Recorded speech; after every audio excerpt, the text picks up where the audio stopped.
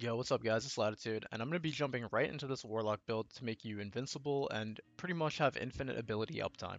So we're just going to jump right into it, going over the aspects first.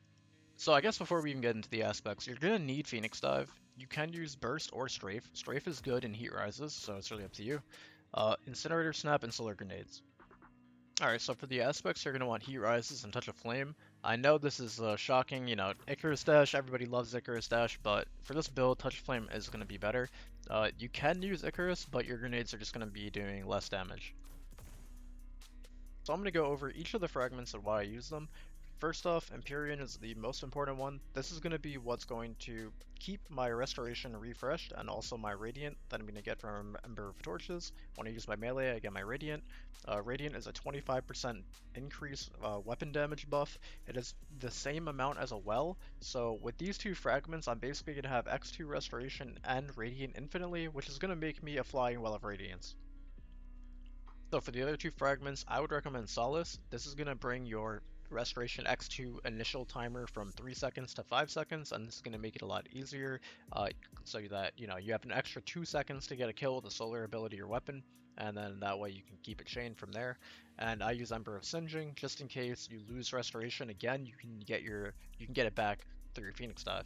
So there's a lot of moving parts for this build, but it all works together really well. So what you're going to want to do when you start is to eat your grenade, just hold the grenade button and you're going to consume it. You're going to get heat rises for 15 seconds. Killing adds in the air with heat rises is going to do two things. One, it's going to give you more heat rises time, up to 30 seconds, and then it's going to give you your melee ability back when you get kills in the air. That can be with abilities or weapons. Now, when you Phoenix Dive with Heat Rises, it gives you Restoration for 3 seconds if you don't have Solace, and because I'm using Solace, it's going to be active for 5 seconds.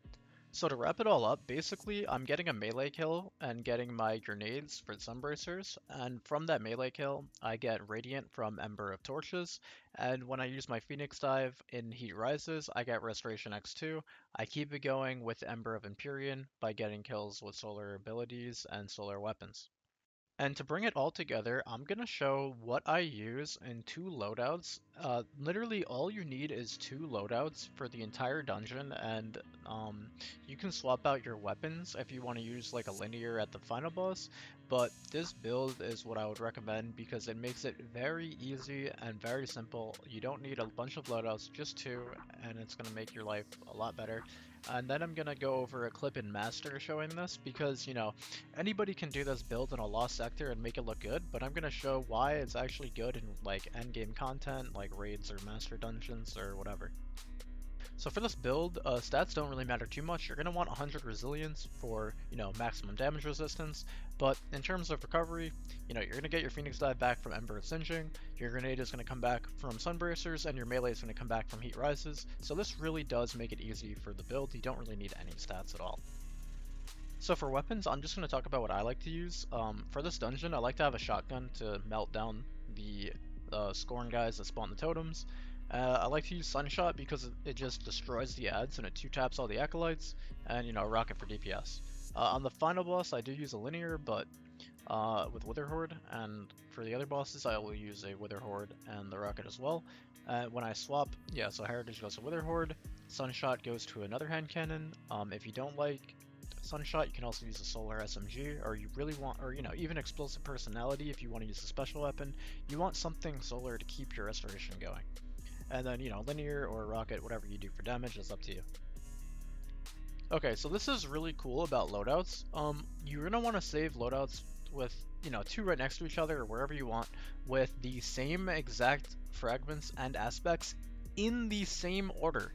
If you have anything that is out of order for fragments or aspects, when you swap, you will lose all of your abilities and your super. So make sure that these two are matching. So yeah, this is what I have on for this. Now for mods, on my helmet, I have two heavy ammo finders. This is really important because you do get heavy extremely fast if you use an exotic primary, and you're going to want two because it's going to make the kill count for them even lower. On my arms, I use heavy-handed and firepower just to generate orbs. On my chest, I'm using reserves for my rocket, And then on my boots, you absolutely need a solar scavenger. This is really important if you're gonna, do a dungeon solo or anything really in the game. You need to have a scavenger matching your heavy weapon. Otherwise, when you pick up a brick, you might only get one shot, but you get up to two with a solar scavenger. If you're talking about rockets, if you're talking about a linear, you might go from one or two bullets to four. So it's really important you have a solar scavenger in your loadout before damage. And what I like to do is use a special finisher. This way, when I'm in the game, you'll see I have 3 charges at all times, and this is because I don't use my special finisher. Now, on my damage loadout, I'm going to swap to the helmet, doesn't really matter, but I'm going to have 2 time dilations on my bond, and, a kinetic surge for Witherhoard, and 2 solar surges for my heavy, as well as, whatever resist you want, and 2 reloaders for my heavy. But this is going to make, all the encounters a lot easier, just 2 loadouts, and if you need to switch anything, you just switch out your heavy weapon, save both loadouts, make sure that you save the, if I wanted to switch my heavy, I would click my first loadout, put the heavy on, then save it, and if I want to put the heavy on this loadout, I would click this loadout, put the heavy on, and then save it again, and that way, you can easily have 2 loadouts for the entire dungeon. This is my loadout for the first boss and second boss, and then, I switch to a rocket, and then that's my loadout for the other boss, you get the idea. Okay, so I actually hopped into a Master Warlords Ruin. This level, maximum effective level 1820, I'm 1817, and I'm going to be showing you off what I would do with this build. So first, you're going to want to eat your grenade, and you're going to want to get kills in the air to get my melee back, and you want to Phoenix Dive while you have Heat Rises active. So now you can see my grenade ability, my melee ability. I have my melee back already, because I'm getting kills in the air, and you see my restoration timer is pretty much constantly at 12 as long as I'm getting kills. So yeah, you can see I'm just pretty much obliterating everything with the grenades. They're really good, and I have a very, very strong healing ability with Restoration X2. Now you can see I can stand in this taken orb. I'm getting shot at by the boss. My restoration is going down pretty fast because it's Master, but I mean, I'm pretty much just living and I'm playing like a complete idiot here. So, you just keep getting kills with your solar, maybe hide from the boss's Void Blast because they hurt, and you can see that I'm pretty much just staying alive the whole time. So yeah, that's how this build works. You want to keep your Heat Rises active in case you need a Phoenix Dive again. Oh, okay.